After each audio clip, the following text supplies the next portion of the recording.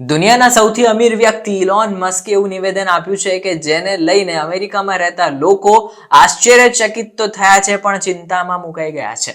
મસ્કે કહ્યું છે કે અમેરિકા ઝડપથી નાદાર થઈ રહ્યું છે. તેમને ચેતવણી પણ આપી હતી કે જો આ મુદ્દો ઉકેલવામાં નહીં આવે તો ડોલર્સનું કશું જ મૂલ્ય નહીં રહે.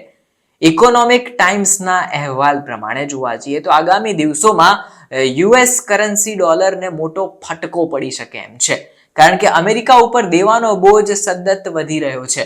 મસ્કે કહ્યું છે કે જો અમેરિકી નાદારીનો મુદ્દો ઝડપથી ઉકેલવામાં નહીં આવે તો ડોલર ટૂંક સમયમાં નકામું બની જશે. અમેરિકામાં નવા ચૂંટાયેલા રાષ્ટ્રપતિ ડોનાલ્ડ ટ્રમ્પને પણ મસ્કના નિવેદનથી આશ્ચર્ય થયું હશે. ઇકોનોમિક ટાઈમ્સના અહેવાલ પ્રમાણે બજારમાં નિષ્ણાતોએ પહેલાથી ચેતવણી આપી હતી કે અમેરિકા ટૂંક સમયમાં નાદાર થઈ શકે છે. રિપોર્ટમાં દાવો કરવામાં આવ્યો હતો કે દરેક અમેરિકન નાગરિકનું સરેરાશ દેવું $1,00,000 થી પણ વધુનું છે.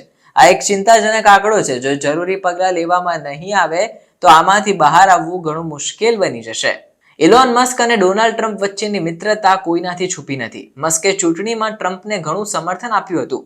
ચૂંટણી જીત્યા બાદ ટ્રમ્પે મસ્કને ઇનામ પણ આપ્યું હતું. બીજી બાજુ ટ્રમ્પે તેમના ખાસ કહેવાય એવા વિવેક રામસ્વામીને પણ ઇનામ આપ્યું હતું અને ડિપાર્ટમેન્ટ ઓફ ગવર્મેન્ટ એફિશિયન્સીની એટલે કે DOGEના વડા તરીકે નિયુક્તિ પણ કરી હતી. આ વિભાગનું કામ અનિયંત્રિત સરકારી ખર્ચમાં કાપ મૂકવાનું રહેશે. મસ્કે જણાવ્યું હતું કે અમેરિકાના વ્યાજની ચૂકવણી તે US આર્મી ઉપર જે ખર્ચ કરે છે તેના કરતાં પણ વધારે છે.